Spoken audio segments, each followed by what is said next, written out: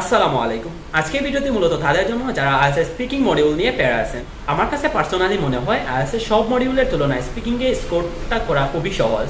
আপনি স্মার্টলি পড়ালেখা করতে পারেন তাহলে ইজিলি আপনারা 7 থেকে 8.5 স্কোর করতে পারবেন।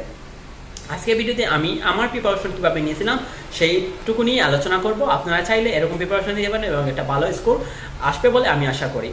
তো ফার্স্টে আপনাদেরকে জানতে হবে স্পিকিংয়ের জন্য কোন বইটি পড়তে হবে। এদেরকে শুধুমাত্র মাক্কার স্পিকিং বইটাকে পড়তে হবে। মাক্কার স্পিকিং বইটা যদি অ্যানালাইজ সহকারে আপনারা কেউ পড়তে পারেন তাহলে আমার কাছে মনে হয় অন্য কোনো বই পড়া লাগবে না, ইন্ডিভিজুয়ালি শুধু স্পিকিংয়ের জন্য। তো এবং একটি কথা জানতে হবে সেটা হলো IELTS এর স্পিকিং মডিউল সম্পর্কে প্রপার একটা আইডিয়া থাকতে হবে।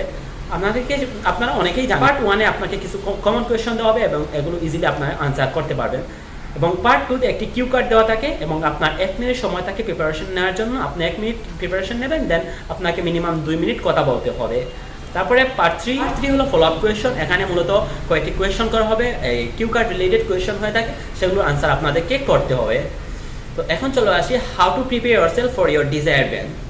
সো এর জন্য আপনাদেরকে আমি যেভাবে করেছিলাম ইন্ডিভিজুয়ালি পার্টের দিকে ফোকাস করেছিলাম। আমি প্রথমে কয়েকদিন আমার পার্ট 1 নিয়ে ব্যস্ত ছিলাম এবং পার্ট 1-এ যে সময় আমার কাছে মনে ছিল আই এম এনাফ কনফিডেন্ট, সেই সময় আমি পার্ট 2 এবং 3-তে একসাথে জাম্প করি।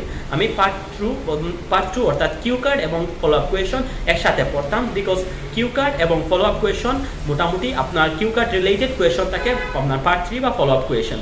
সেই জন্য আমি ট্রাই করতাম যে সময় আমার একটা কিউ কার্ড পড়তাম সেই কিউ কার্ড রিলেটেড যে ফলো আপ কোয়েশন থাকতো সেগুলো সলভ করার চেষ্টা করতাম। আপনারা চাইলে এরকম কোয়েশন সলভ করতে পারেন। তারপরে চলে আসি আপনারা কিভাবে বুঝবেন আপনাদের সমস্যাগুলো। তো এর জন্য আপনারা একটা কাজ করতে পারেন, আপনারা যে কোনো একটা কিউ কার্ড নেবেন এবং একটা আপনারা প্রাথমিক একটা আইডিয়া নেবেন। তারপরে আপনারা সেই কিউ কার্ডের উপর সেই কিউ কার্ডটি আপনার মোবাইলে রেকর্ড করবেন। তারপরে আপনারা আপনাদের মিস্টেকটা বার করার চেষ্টা করবেন। আপনারা ফোকাস রাখবেন আপনাদের গ্রামাটিক্যালি কোনো এরর আছে কিনা এটা দেখার জন্য। লাইক আপনার দেখলেন আপনার টেন্সের সমস্যা, সেই সময় আপনি স্পেসিফিকলি শুধু টেন্স নিয়ে কাজ করবেন। আপনার প্রিপোজিশনের সমস্যা, তাহলে আপনার প্রিপোজিশন নিয়ে কাজ করবেন। এরকম আপনারা আপনাদের গ্রামাটিক্যাল এররগুলো কারেক্ট করতে পারেন। তারপরে দেখবেন আপনার ফ্লুয়েন্সি ঠিক আছে কিনা, এন্ড দেখতে পারেন আপনি পারফেক্টলি ভোকাবুলারি ইউজ করতে পারতেছেন কিনা এবং অথবা আপনার ভোকাবুলারি শর্টেজ আছে কিনা। যদি আপনি দেখেন আপনার ভোকাবুলারি খুবই বেসিক লেভেলে, তাহলে আপনাদের কিছু স্মার্ট ভোকাবুলারি ইউজ করতে হবে, বাট ভোকাবুলারিটা একটা পারফেক্ট জায়গায় ইউজ করতে হবে। যদি আপনি পারফেক্ট জায়গায় পারফেক্ট ভোকাবুলারি ইউজ করতে না পারেন তাহলে আপনার এক্সামিনার মনে করবে আপনি মুখস্থ করে আসছেন, সেই জন্য আপনার স্কোর কম আসতে পারে। আর সব থেকে ইম্পর্টেন্ট যেটি কথা হলো আপনারা ট্রাই করবেন মুখস্থ আনসার না দেওয়ার জন্য। কোনো রকমে যদি আপনার এক্সামিনার বুঝতে পারে যে আপনি মুখস্থ আনসার দিচ্ছেন তাহলে আপনার স্কোর 6.5-এর উপরে আসবে না। আপনি ট্রাই করবেন আপনার ন্যাচারাল কথাবার্তা বলার জন্য। যদি আপনি ন্যাচারাল কথাবার্তা বলতে পারেন তাহলে আপনার স্কোর ভালো একটা স্কোর আশা করতে পারবেন। সো ভালো থাকবেন, আল্লাহ হাফিজ, বাই বাই।